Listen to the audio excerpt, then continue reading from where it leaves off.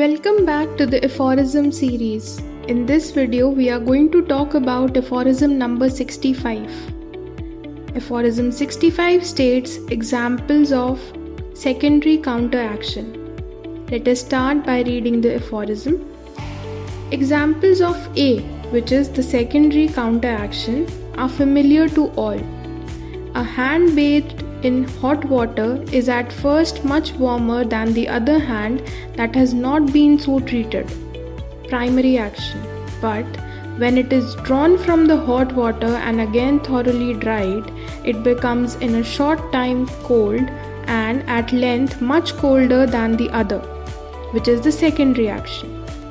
A person heated by violent exercise, which is a primary action, is afterwards affected with chilliness and shivering, which is the secondary action.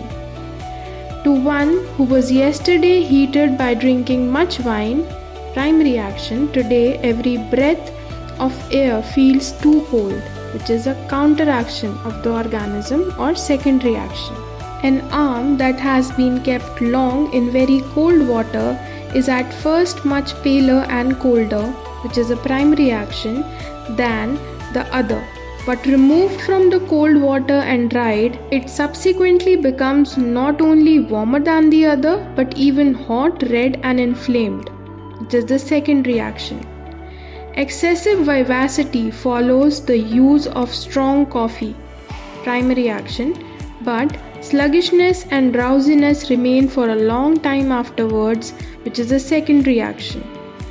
If this be not always again removed from a short time by imbibing fresh supplies of coffee, which is palliative. After the profound stupefied sleep caused by opium, primary action, the following night will be all the more sleepless, which is the reaction or the secondary action. After the constipation produced by opium, primary action, diarrhea ensues, secondary action. And after purgation with medicines that irrigate the bowels, constipation of several days' duration ensues, secondary action. And in like manner, it always happens after the primary action of a medicine that produces in large doses a great change in health of a healthy person, that is exact opposite when, as has been observed, there is actually such a thing is produced in the secondary action by our vital force. इस aphorism में doctor Hahnemann ने secondary counter action के examples दिए हैं और उसको समझाने की थोड़ी कोशिश की है, जहाँ पे उन्होंने प्राइमरी एक्शन और सेकेंडरी एक्शन को डिफरेंशिएट कर दिया है ब्रैकेट में स्पेसिफिकली लिख के कि ये प्राइमरी एक्शन है और ये सेकेंडरी एक्शन है. ठीक है. प्राइमरी एक्शन, अब उन्होंने जो पहला एग्जाम्पल दिया उसमें प्राइमरी एक्शन था कि आपने अपने एक हाथ को गर्म पानी में डाला और दूसरे हाथ को बाहर ही रहने दिया. अब इसका सेकेंडरी एक्शन जब आप देखेंगे, जब आप वो गर्म पानी से हाथ बाहर निकालेंगे, उसको सुखाएंगे, तो आप ये ऑब्जर्व करेंगे कि वो हाथ उस हाथ से ज़्यादा ठंडा है जो कि ऑलरेडी बाहर था. ठीक है. सेकंड जो एग्जांपल उन्होंने दिया वो दिया विगरस एक्सरसाइज का. जब आप बहुत ज़्यादा एक्सरसाइज करते हैं तो उस समय आपको लगता है कि बहुत हॉटनेस हो रही है, बहुत ज़्यादा हीट प्रोड्यूस हो रही है, पर जैसे ही आप एक्सरसाइज करके कहीं बैठते हैं तो आपको उतनी ही ज़्यादा ठंड लगने लगती है, उतनी ज़्यादा शिवरिंग होती है. तो ये जो शिवरिंग, ये जो चिलीनेस है, ये सेकेंडरी एक्शन है. जब आप एक्सेसिव वाइन कंज्यूम करते हैं, this is the third example, जब आप एक्सेसिव वाइन कंज्यूम करते हैं तो आपकी जो बॉडी में वार्मथ है वो आ जाती है, पर लेकिन उसके बाद से, तुरंत बाद से ही आपको इतनी ज़्यादा सेंसिटिविटी होने लगती है कोल्ड एयर से कि जब आप सांस लेते हैं तब भी आपको ठंडक महसूस होती है. अगला एग्जाम्पल डॉक्टर हेनेमन ने दिया कि सपोज़ आपने एक आम अपनी कोल्ड वाटर में रखी, ठीक है, जो कि पेलर थी, कोल्डर थी दूसरे से, दूसरी वाली आपने नहीं डाली, पर जैसे ही आपने वो आम को बाहर निकाला कोल्ड वाटर से और सुखाया, तो आप ये देखोगे कि वो उस हाथ से ज़्यादा वार्म है, हॉट है, रेड है, इन्फ्लेम्ड है, जो कि बाहर था.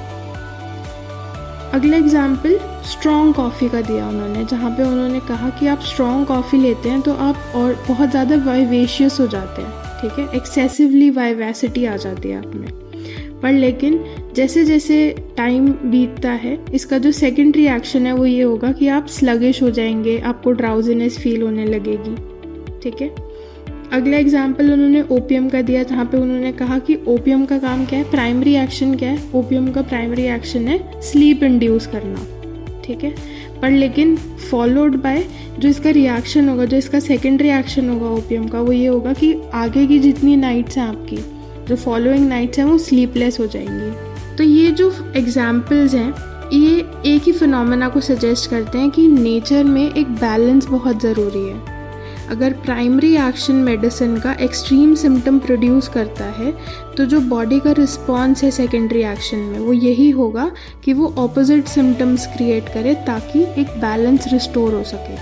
तो ये जो बैलेंस बनाने वाली चीज़ है, ये जो ऑपोजिट, जो ये एंटीपैथी है, ये बेसिकली सेकेंडरी काउंटर एक्शन है। इस एफोरिज्म की एक्सप्लेनेशन देख लेते हैं।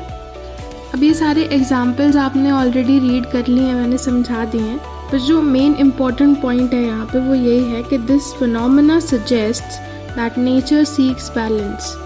If the primary action of a medicine produces extreme symptoms, the body's response in the secondary action is to create opposite symptoms to restore balance. और यही जो phenomena है ये है secondary counter action. That's all in the video. Thank you for watching.